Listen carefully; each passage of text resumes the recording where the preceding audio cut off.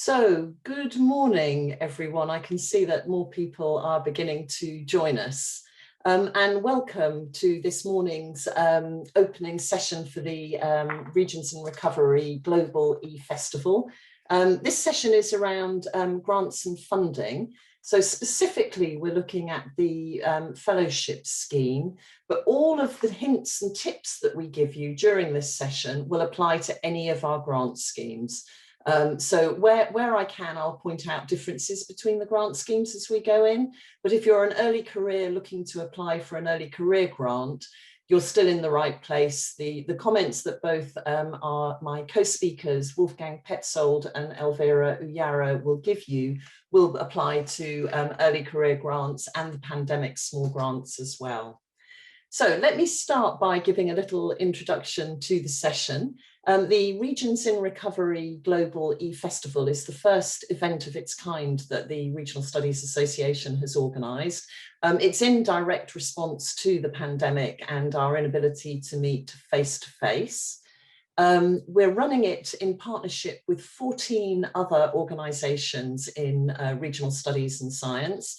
And if any of you are from those organisations, welcome. It's really great to be sharing this platform with you. And we're really pleased to be part of such a collegiate grouping of right-minded organisations. The event runs from the 2nd of June through to the 18th, when we will close with a plenary session given by John Agnew, who's our president. Non-presenting delegates can still register for free. So if you've got colleagues that are interested, they can go to the website. It's free to attend if you're not speaking. So feel free to share the link far and wide. Now, this is a meeting format, so if you could keep on mute while the speakers are speaking. There are two options for questions. The first is to put a Q in the chat box and then write Q and then write your question. And the second is to raise your hand and then I'll invite you to unmute and to give your question. The meeting is being recorded and will be made available on the RSA hub afterwards. So if you wish to stay private, keep your video off and put your questions into the chat box. Lovely, so I think we'll move on and make a start. My name's Sally Hardy. I'm the Chief Exec of the Regional Studies Association. I will start by making some showing you some slides about the grant scheme, the nuts and bolts of the grant scheme.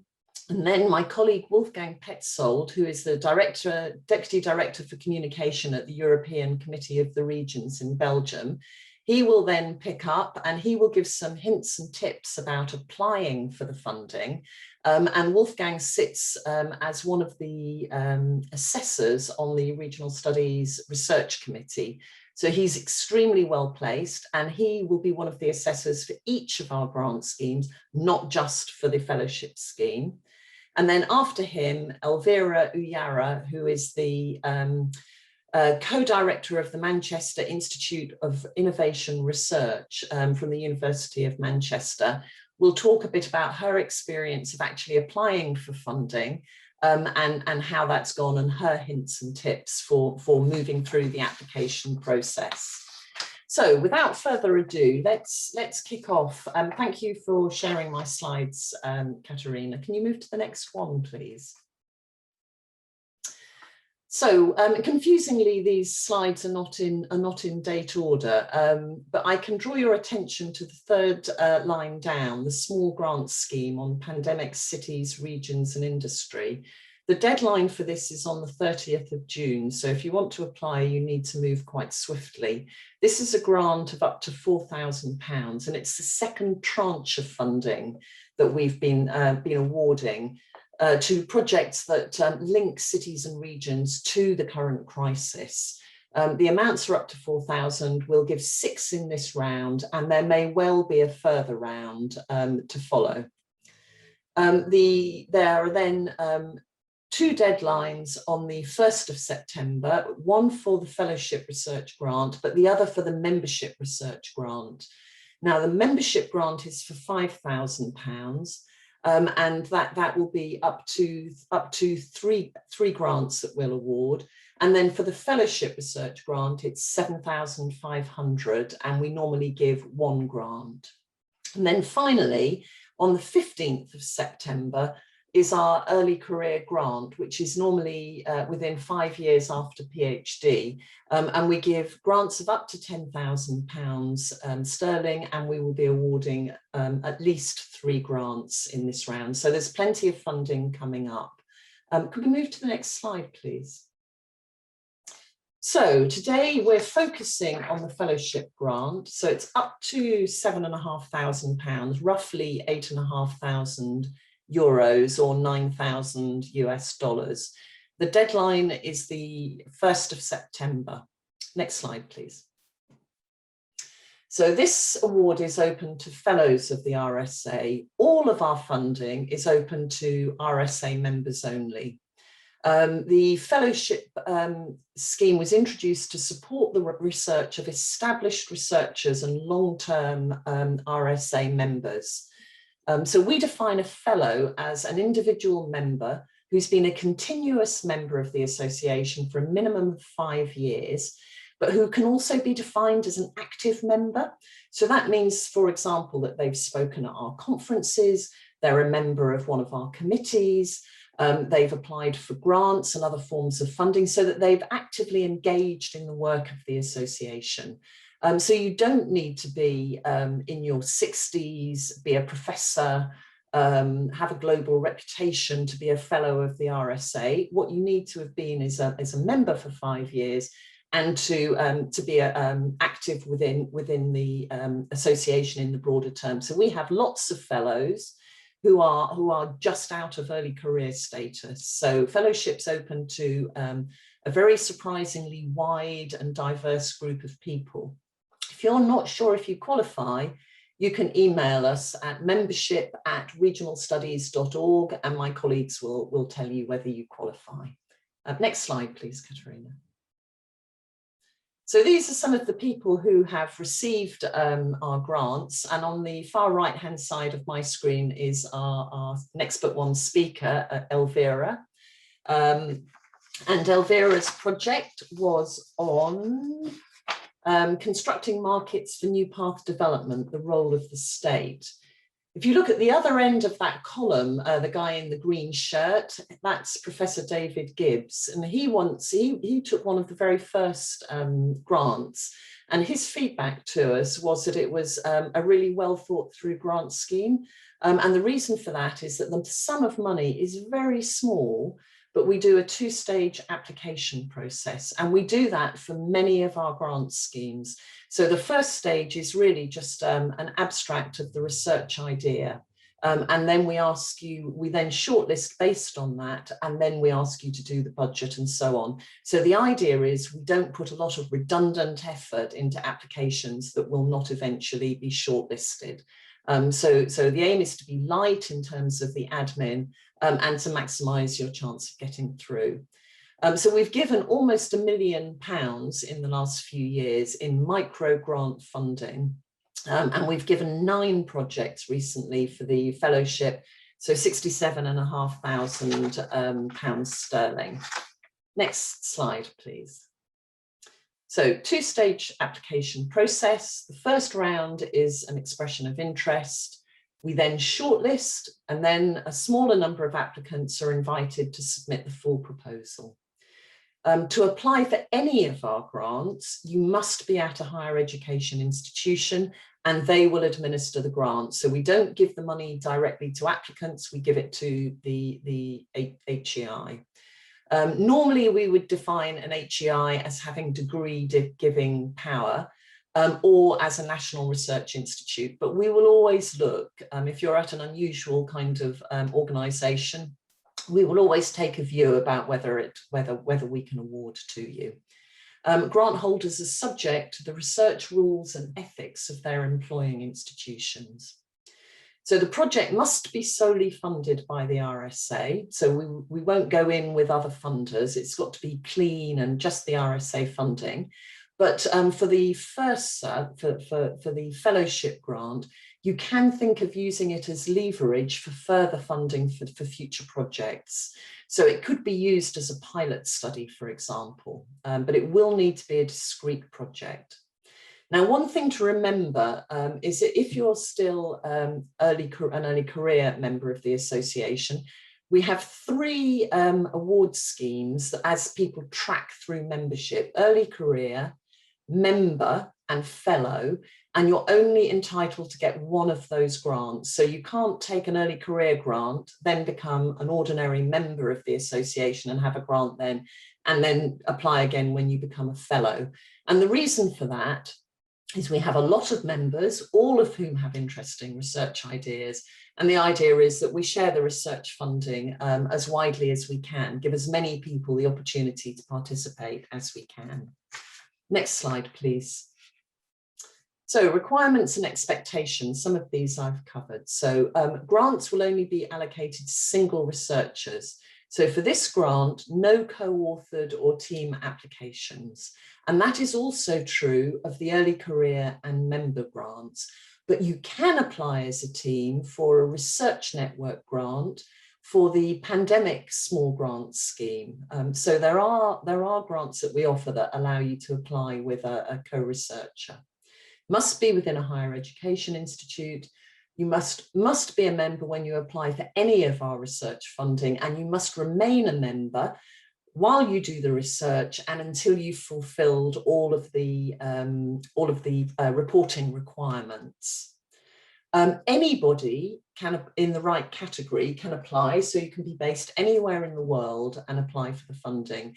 And in fact, we've given grants all over the world. This award that we're talking about today has a maximum time span of 18 months, and we do expect both narrative and budgetary reports.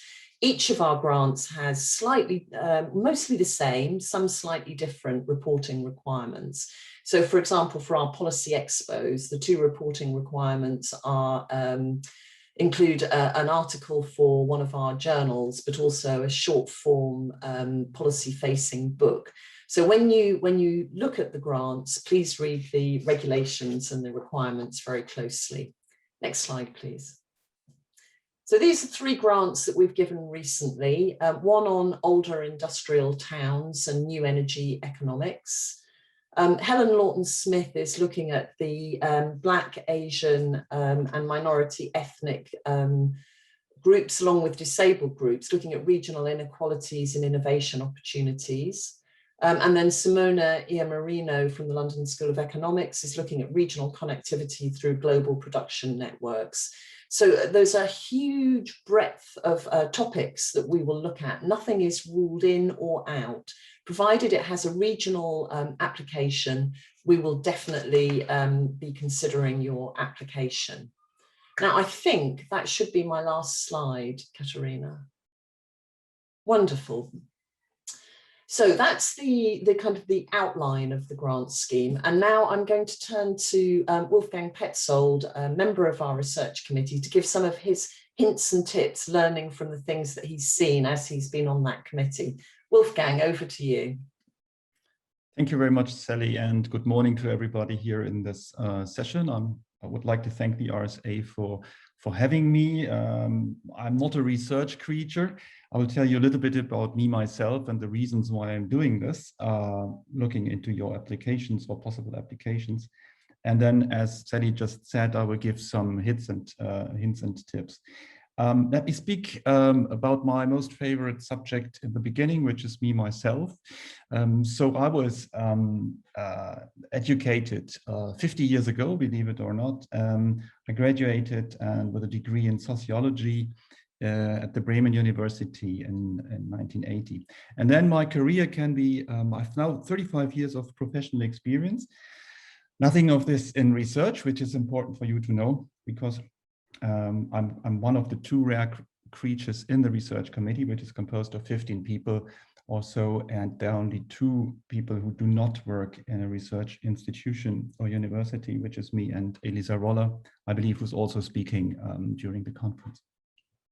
Now, 35 years, they split up in 15 years in a regional administration, 10 years in the European Commission, where I worked for DG Regio for 7 years, all of which in communication. So I was a deputy head of a communication department. And since 2008, so a bit more than 12 years now, I'm working for the EU Committee of the Regions, which is the assembly of locally elected politicians from all over the European Union. Now, why I'm interested in research? Because it's interesting and this is relevant for what I do on a daily basis. I sometimes have to sign off for smaller research projects working in communication. That is mainly, for example, when we look into the voice of local politicians. So we conduct surveys among local politicians, ask them what they expect from the EU, whether they like it, which kind of information sources they use. So that's very much applied research, if you want. For that, we use framework contracts with polling institutions like Kantar, Ipsos, and what have you. But I'm also a strong user, due to my roots in regional politics, of what you guys bring up in journals, in conferences, and so on. And I think I may not be kind of an average official, but I do think that it's, as I said, absolutely relevant that practitioners, as they are called, look into what researchers think about the daily practice that these practitioners are in. Otherwise, yeah, I cannot really see how administrations, who are usually a bit like stubborn and slow, can move forward. So for me, it's a source of intelligence, it's a source of inspiration.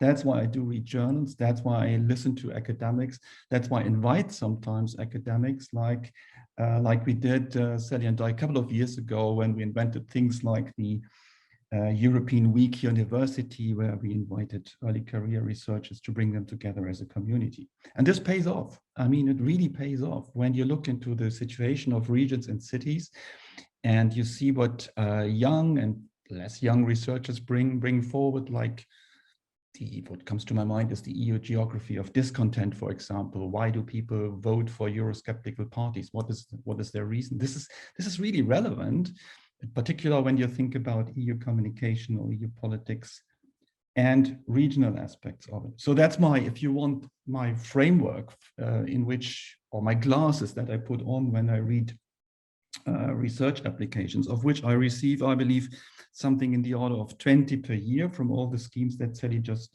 described, plus maybe 2 or 3 reports that I also have to look into before the final payment is done. And if I may, I can summarize the way in which I look into these applications maybe under 3 points. So my first point would be formalities, if you want. My second point is content, and my third point is relevance. So formally, when you are a member of the research committee, you receive a friendly mail from Sally and her co-workers asking you to assess, as I said, something in the order of 20 applications. What you usually have for one application are 3 documents. That's all very well done, I must say, Sally. So it's very easy to go through this. You get an Excel spreadsheet, including, you know, the comments that you can write into, very simply done. And then you look into 3 documents, as I said. You have a CV, you have a formal proposal, and you have an application form. Frankly, I'm allergic against application forms, so at the letter I look only very rarely. I look, first of all, at the proposal, which is something like a 2-3 pages text structured. And here I look, of course, into the summary first, and then I also look into the proposal. And I really read it, I must say. Then I go to the CV, and of course I look also at the application form, because these things sometimes overlap. As you know, for similar application processes, you will have similar overlaps. But I think I can spend, I must be honest now, something in the order of 20-30 minutes per applications. So I read really quickly, and that's important for you to know. I mean, there are, of course, character limits in all of these forms, but it's important that the way in which these things are written catch the eye, catch the brain of the one who reads. But that's true for any kind of text that anybody wants to write. That's formal. So in the end, you give a judgment, and you are not the only one. It's completely anonymous. I think I even don't get the final results, but I'm not so sure here. So it's kind of, composed then in the RSA from, I don't know, maybe Sally can tell, I guess like something between 3 or 4 or 5 assessors, and then this brings together the total of the points and of the ratings. Second, on content, that's of course the most relevant thing. And I'm not working for the United Nations. I'm working for the European Committee of the Regions. So forgive me that I will always look into applications that come from other places with a more skeptical eye. I'm interested in research that is relevant for the EU regions, okay? And that's of course a biased view, and you can criticize that, but so my eye is caught when I read Europe, when I read European Union, when I read EU cities or EU regions, and then I gonna check this against what I know about recent research, what I know about what's kind of hot in Brussels, and what is interesting for the EU institutions to look into, and that can change over time. That is nothing like a stable setting. So the content, for me, the content is something that I get out of your summaries, out of your, of course, description of research methods, and most importantly, of what the final outcome of all of this will be. And frankly, an article doesn't quite convince me, if I may say so. An article is an output, but the relevance, and now I come to my last point, the relevance of the research is, for me as a practitioner, I can continue to repeat this, is the most important piece. So if I can see that a certain research might become relevant for a regional administration, a European administration, and even a national administration that looks into urban and regional affairs, I would be more convinced that in case a proposal doesn't do so. What do I mean by this? I mean, regional studies is nothing innocent. I mean, your final clients, may I say so, are regions, regional administrations, regional politicians, and regions in general. So it should make sense for the practical life of regions and those people who work in and for regions, for the better off of people that are also living in these regions. So I would strongly recommend that you check against your delivery whether or not a practitioner, why not a politician, can make sense out of what you are doing. I know most of you are heading for an academic career, but even there, I would think that in the mid and the long term, the relevance of your research will be checked against what it means for the practitioners. And if I might summarize everything I said, I could summarize with a very outdated abbreviation, which is USSR. So I think your research should be unique, as your applications should be short. Another S, they should also be specific, so not too general. And R, as I just said, they should be relevant. So if back to the USSR, I think, and you remember that when you write your application and think of the poor guys who have to assess it, then it would make sense. And I hope that I was clear enough. Thank you very much for the time and for listening.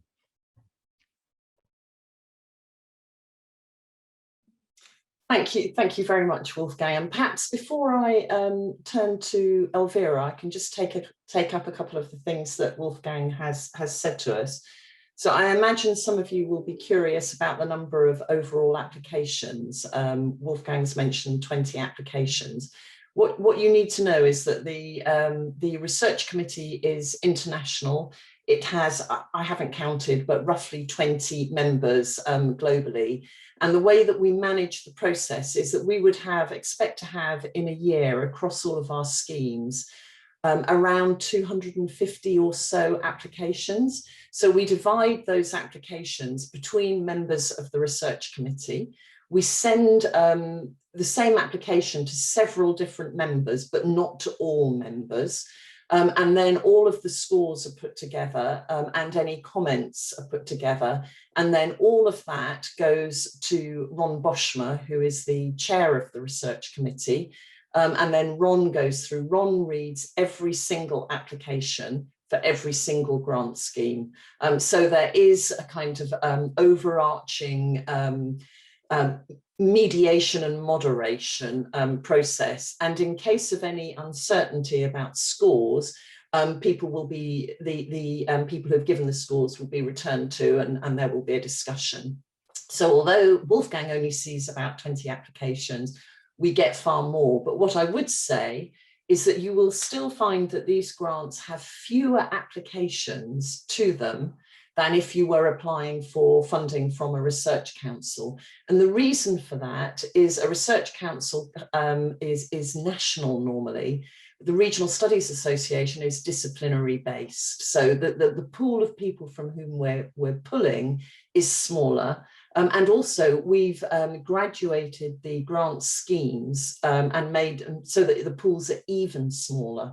And this is part of us trying not to waste time, this redundancy of effort.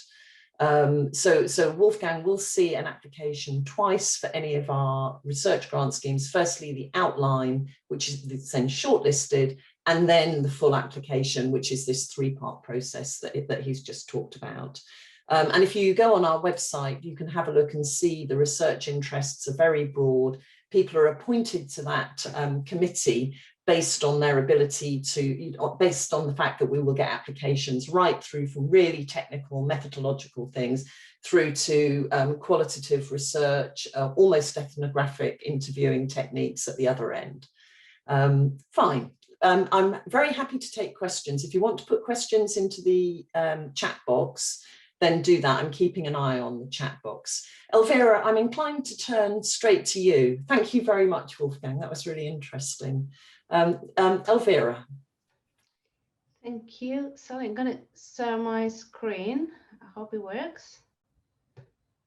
And I hope there was some, I'm glad you spoke now because there's suddenly some terrible noise outside. So I hope it is gone as well. So okay, that's coming through now, Elvira. Fabulous. Okay. Well, thank you, Sally. Oh, Elvira, do you want to put up? Brilliant, that's fine. Is that? Can you see it? Okay. Yeah, fabulous. Yeah, so thank you for the opportunity to speak at this event and share my experience with the FeRSA.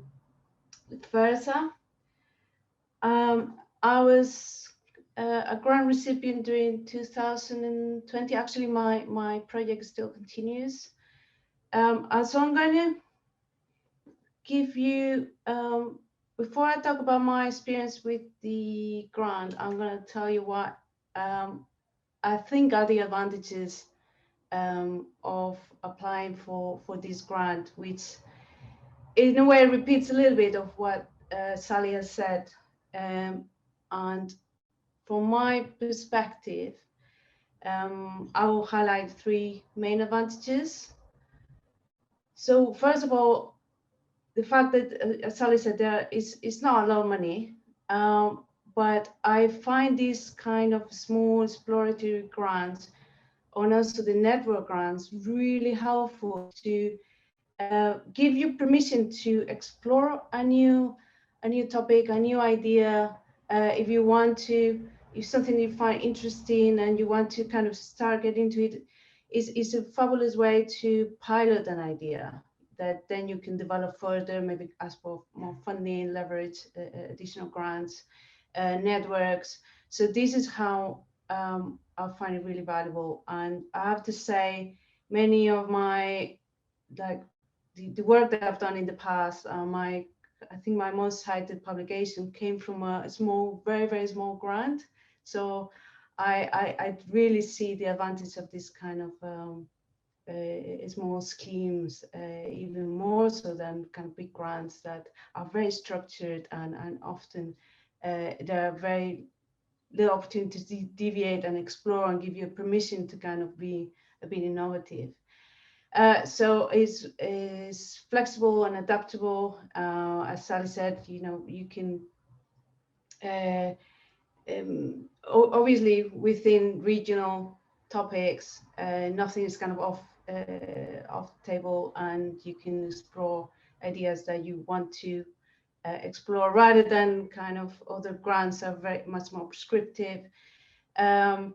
It's very light in terms of application, in terms of reporting, and it's not very tasking. It's not very tasking to apply, and the kind of conditions for the requirements are kind of make a lot of sense. I know sometimes these grants have a lot of requirements that don't make a lot of sense. This is like very simple, very streamlined, and very common sense.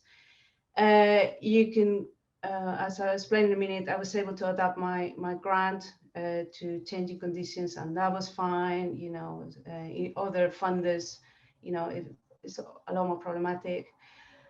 And the other advantage I see is that you have the RSA behind you, supporting you, giving you a lot of visibility. So they have all these means through which you can kind of accelerate the impact of your work, of your grant. The kind of very strong social media activities, a range of publications, events. So that the associations behind kind of supporting you in your journey, and it will make it will help with the impact massively. So which is, I think, also different from other funders who kind of just give you money and then, I mean, they're asking for things, but you don't feel equally supported. So a little bit about my journey. Let me see. Okay, so my project. So I applied for this in 2019. The idea that I had was I wanted to look at kind of the role of the state in regional development, in regional path creation. I felt that theory and practice was very supply side. There was not a lot of understanding of how markets are created, how the demand side of things are shaped by public actors, through mechanisms such as public procurement. So this was kind of a missing aspect here, which I wanted to understand both conceptually and practically. And I want to just kind of give myself permission to read and explore new topics, which is at the kind of intersection of regional studies, sociology, economics, and also kind of find examples and do some empirical research.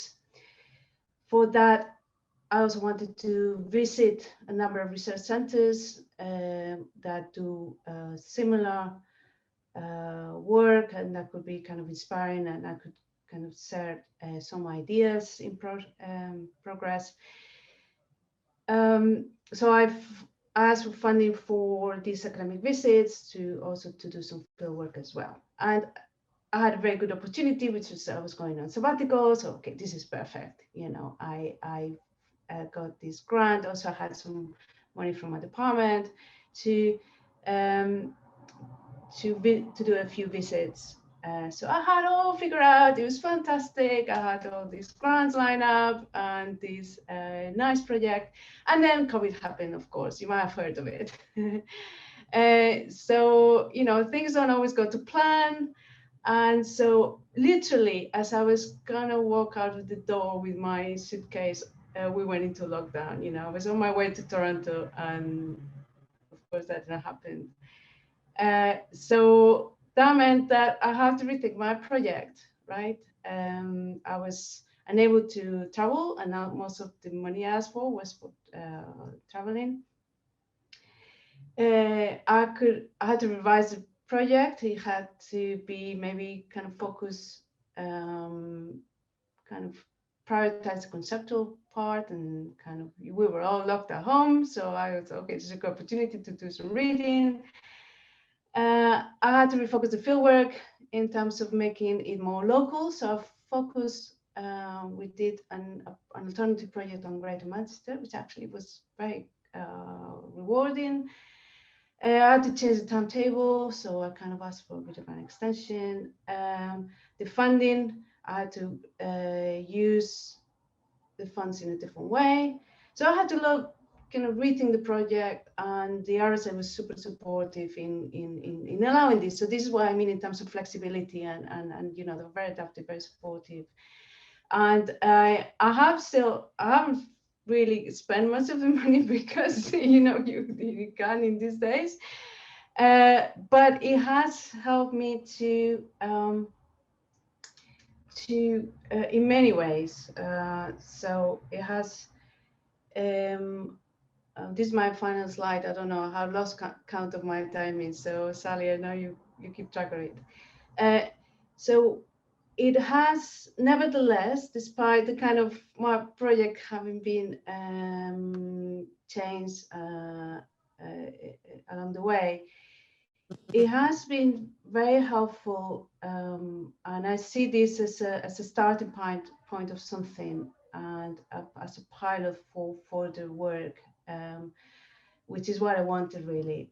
So in terms of academic outcomes, it has been helpful. I have a couple of papers on the review and one in progress out of this, and a small piece for the regional studies electronic magazine. Also forthcoming kind of track sessional conference and ideas for a special issue. So it has been very helpful in kind of solidifying some ideas and kind of clarifying you know, concepts and also building up some networks. So as a result of the work that we did in kind of started to do in the UK, I have built new networks with the Greater Manchester Combined Authority, with Innovate UK, with the Connected Places Catapult, and that led to further funding. So we got some funds from Research England and now the Catapult to continue this work. Also with Birmingham, with City Ready. So we are, I think gave me, it wasn't really the money, it was give me the excuse and the kind of, and a project to work on, which is now kind of being now going in different directions and leading to other things. And it also allowed me to work with a research assistant who now is starting a PhD with us. So that kind of, I mean, this was amazing actually, because at the time, like all other sorts of fundings were stopped at the university, and this allowed kind of to continue a project that now he's taking as a PhD. And now he presented at this conference, and this was all kind of part of this project. So so overall, it's been really helpful to have this initial funding and support. So I'll leave it here.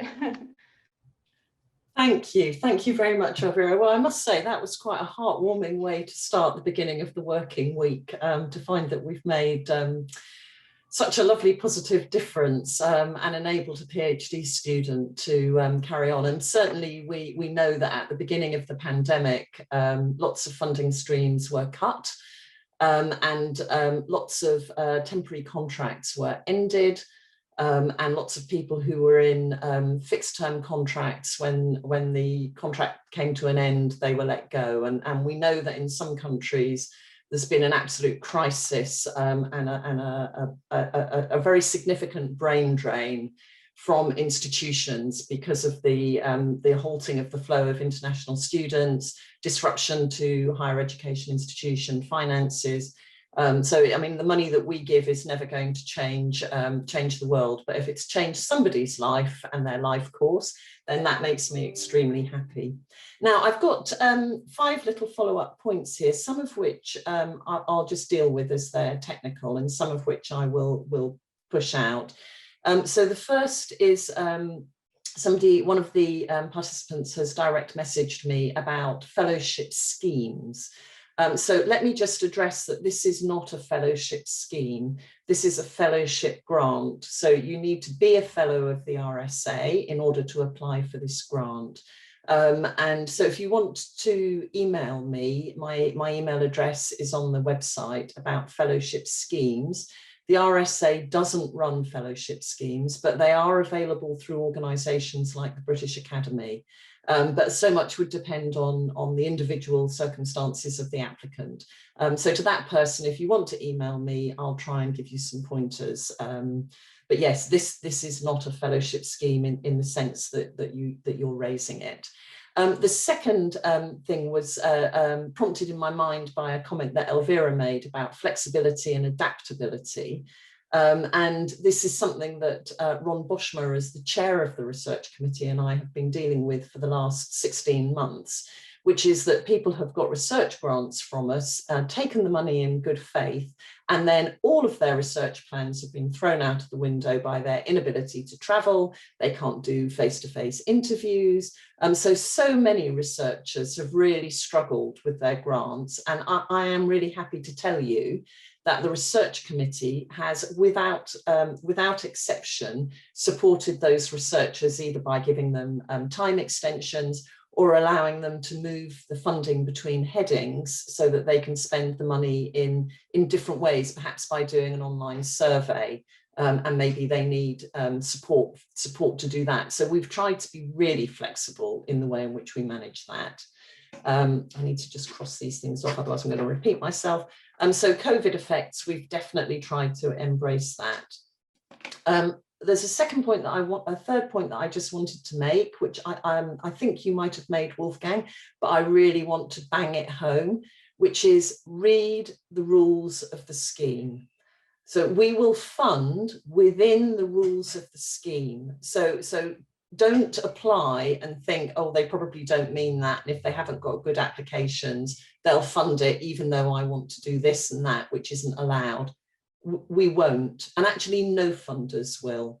And that's a really annoying truism about research funding. You have to fit in within the scheme. And I really do urge you to try to do that.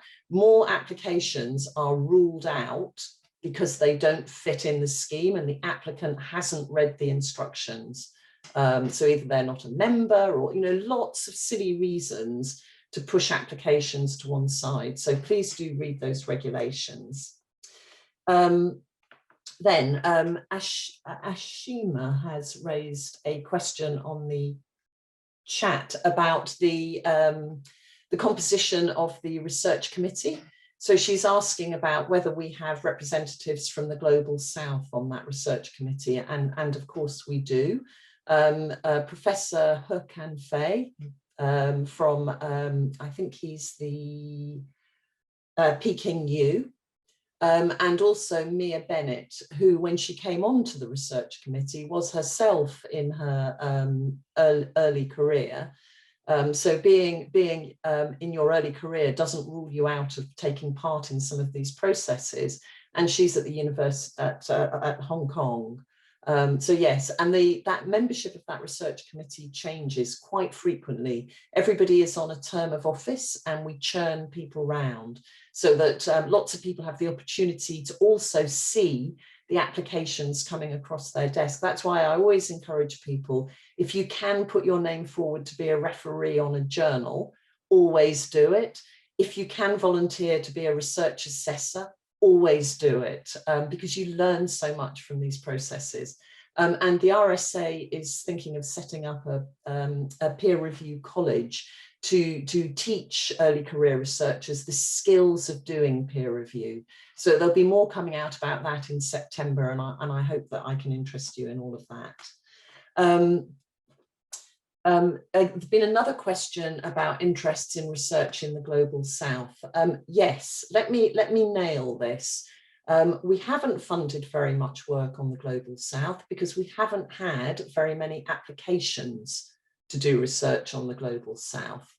So yes, we are interested, and I can evidence that interest for you because we established the journal Area Development and Policy. And that journal looks at emerging economies, so kind of the wider bricks, if you like. And what's more, that journal allows researchers to write in their own research traditions from those communities. So the RSA is definitely putting its money where its mouth is. So if you're interested in that, one way of finding out more about it would be to write to Mia Bennett in Hong Kong, or indeed write to Mick Dunford, who's the editor-in-chief of Area Development Policy.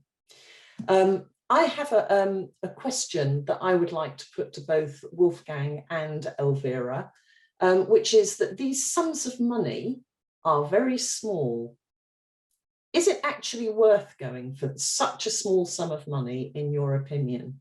Wolfgang, perhaps I can start with you. What would be the pros and cons, such a small sum? I think you said it yourself. Thanks for the question. I think you said it yourself. It's first of all, it's a selection process like many that somebody has in front of him or her when starting an academic career. So it's, if you want, also a training in itself, but it's also, I think it's rewarding when you have, very often I see, as you just said, travel grants or help for doing qualitative research or quantitative research, developing certain products. And I do think that people are not only motivated, but that what we just heard from Elvira, that they are helped in developing their career. So I think it's not so much depending possibly on the amount. It's rewarding when you are selected. You put this in your CV, definitely. I think at least I would, and you go on while you do your research. Maybe it's a first step for some. For some, as Elvira said, it's maybe an intermediate step, but it's definitely something that that it's worthwhile doing because it adds on a qualitative aspect to your research vita. That would be my assumption, but I never applied, frankly, myself. Maybe I should do. Never too late, Wolfgang. Oh, well, I don't know. Well, thank you for that. Elvira, do you have anything to add to that? Yeah, I mean, I'll say that, I mean, in our area, I mean, at least in mine, research is not very expensive, and we don't require, you know, expensive equipment and things like that. So we can do with small pots of money, and sometimes there are, you know, these pots of money that allowed you to travel or pay for, you know, interview, transcription, things like that, or research assistant. They are very helpful. So actually, they, you know, it's not a lot of money, but it's enough to do a decent piece of work and kind of a pilot or exploratory piece of work. So it definitely is worth applying from that front. And sometimes this money is not very easy to get, like travel money and so on from your own institutions. And during the pandemic, like we were saying, I would normally be able to mobilize funding for a research assistant, but that was not allowed. So this was the only way I could pay this person. That it made a massive difference. So probably it was life-changing in the sense of kind of bridging to the PhD opportunity. So it is worth it. And as Wolfgang said, also in terms of kind of visibility and using that as kind of the springboard for something else. So it's kind of start of a journey for kind of bigger projects, perhaps. So, yeah. Okay. Thank you very much. I mean, from our perspective, we would argue that these small grants of money are important, partly because they come from a learned society, so it's regarded as quality money. So hiring and firing and promotion committees are aware that the learned societies will put this quality lens across everything that they touch. It's in our interests to do so. So these are regarded as high quality grants.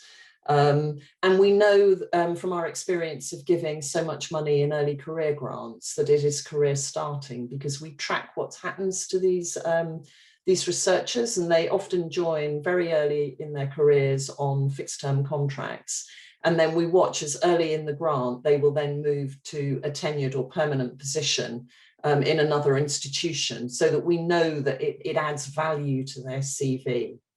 At the other end of the scale, for the fellowship grant, for the grant that we've talked about specifically today, we know that senior researchers or researchers that have been at it for longer use it as a way of getting funding for slightly riskier projects. So because we give micro grants, we have a slightly different attitude to risk. If it goes horribly wrong, we're not losing hundreds and hundreds of thousands of euros. We're losing 7,500 British pounds.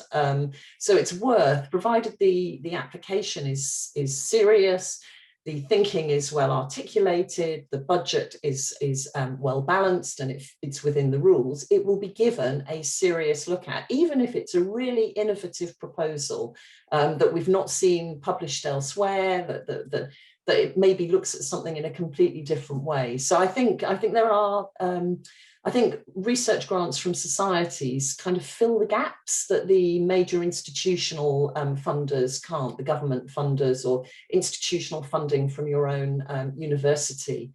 So I think if you're trying to do something a bit different, the RSA can offer a bit of an interesting home.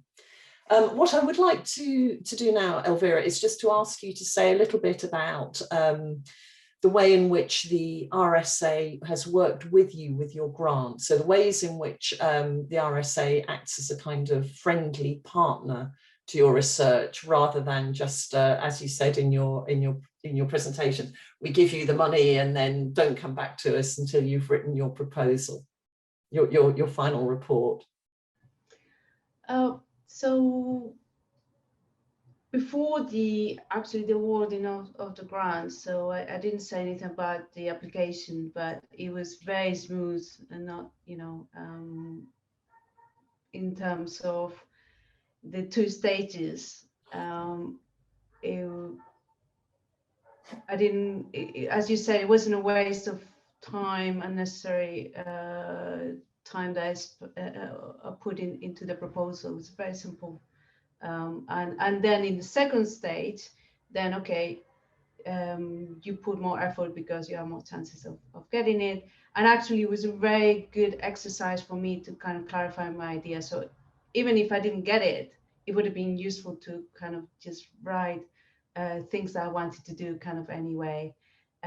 So because you can always recycle these things, and writing them always a very helpful exercise. So the whole process of application was very easy, not very easy in the sense you had to put in the work, and you had to. I did spend some time kind of making sure it was clear, it was simple, it was. But it was very transparent and not complicated to understand the process at all. Now with the disruption, the RSA was very helpful because suddenly, okay, I have this project, I can't spend the money, I can't do what I said I was going to do. So I was a bit stressful about that. Okay, I felt really bad. It's like, oh, it's not my fault that it's a pandemic going on. So and there it was very easy. I think I changed. I emailed Katrina a few times.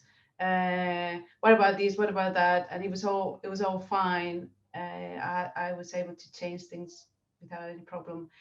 And then so in terms of like being asked to do seminars, things like that, I was able to kind of say, well, I have the organization kind of behind. And so it kind of gave additional visibility and impact to things. So it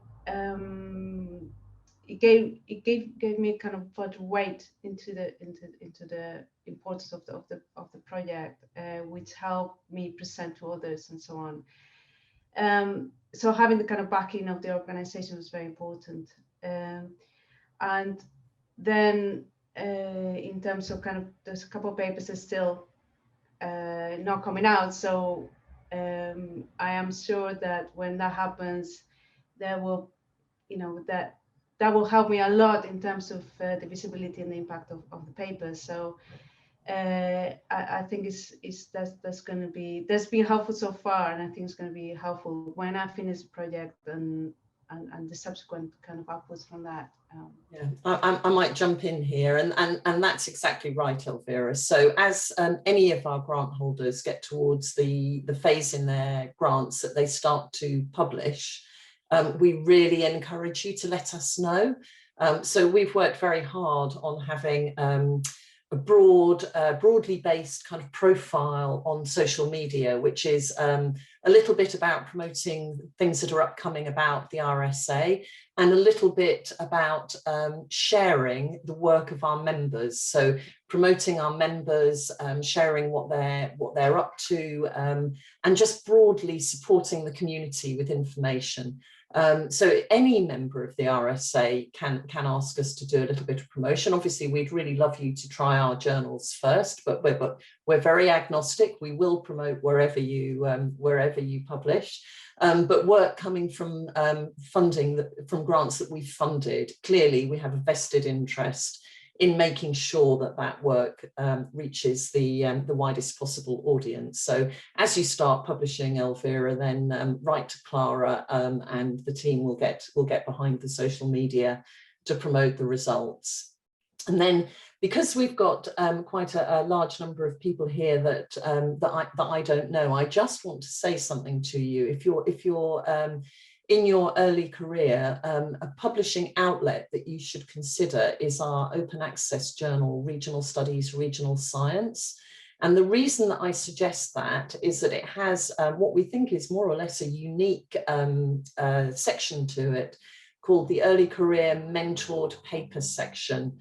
And we have a team of editors who do a call for papers. You can write on any regional topic, so there's no geographical or subject boundaries. They will look at the abstracts and then select, I think, 9 a year, which they work with. And then this team of editors will work with the authors to bring a paper to publishable state. So it goes from an abstract, and then with the editor, it's an iterative process of writing and comments, and then rewriting, and then more comments, until it's publishable. And then we publish it in Regional Studies, Regional Science. Now, normally there would be a fee, because this journal is open access.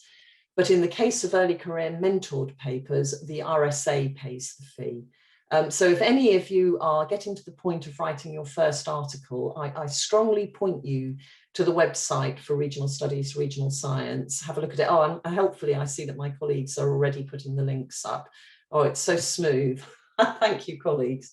And I've also had a direct message sent to me by one of my colleagues, by Daniela, who is talking about the lack of funding on the Global South for the FeRSA scheme. And of course, she's quite right when she says to me that we publish lots of research on the Global South in others of our scheme. But because you need to be a member for a period of time in order to apply for the FeRSA scheme, only the FeRSA scheme, then it's tended to be researchers that are more kind of from a European base. So that's skewed slightly the projects that we funded under this scheme. So don't let that this grant scheme put you off if you're from the Global South. Please apply more widely. Now, I think we are coming towards the end of our time. If anybody has a question, now is the time to pop it into the box, and I can put it to the speakers. But speakers, I wonder whether you have any last one hint or tip. I tell you what mine would be, and mine would be to go for it, because if you're not in it, you definitely can't win it. And as Elvira says, you learn from the process of application. Now, who would like to go first? I think Wolfgang, are you with me? Wolfgang, would you like to go first? Yes, I can, of course. Thank you, Sally. First of all, thanks for listening. And as everybody might have noticed, it's quite a lot of work to do these things. I think the assessors are possibly the least charged ones. So I was also learning something today about the whole process. I'm on the board since 5 years, but I do think also these things change a lot. And again, maybe my last word would be about the R in the USSR. Think about the relevance always when you start research. It's just to give you one figure. Sorry for that. Again, only from the European Union. There are 1 million elected local politicians in the European Union. I'm not saying that they all are waiting for your research results, but there are potential clients. So these people run municipalities, cities, regions, cross-border constructions on a daily basis, and they are dependent on evidence. They are depending on originality and inspiration. I would always, ask you to think also about this. Thank you very much for having had me. It's a pleasure. I have to run to another call. Apologies for that, Sally, but Sally, Elvira, Katarina, and I also believe that Daniela is on the call. Have a good continuation of the great conference you're organizing, and hope to see you soon. Maybe one last word still. I mean, the best event on the world, apart from the RSA conferences, to share your research with practitioners is the European Week of Regions and Cities, which is held this year between the 11th and 14th of October. I believe that many of you have heard about it. If not, check it out. It's done together with the RSA and other regional studies association, I'd like to add. And I think we attract like something 700-800 researchers in a community, believe it or not, of 10,000 people interested in regions and cities from the European Union and beyond. Have a good day. Thank you. Thank you very much, Wolfgang. Thank you. Elvira, can I turn to you? Yeah, so 2 final comments very quickly. One, the risky dimension of, there are very few opportunities to get funding for risky projects, things that, experimental, something new. So this is will be one reason to apply. So you have an idea that you want to test out. So this would be a perfect opportunity because not very difficult to apply, and if you get it, it gives you this unique opportunity. So that's the first reason. The second reason that is a good a second reason to apply is in terms of your own career. So it has helped me, and also I sit on promotion committees, and obviously getting research funding is important, at least in the UK. And we look at 2 things. If you got big grants, that's important, but also if you get small prestigious grants, that's also very important. So that is looked at by assessors and reviewers of promotion applications quite positively. So it's good for your career if you get one of these grants. So. Lovely, thank you very much, Elvira. So I think we are now coming up against the clock.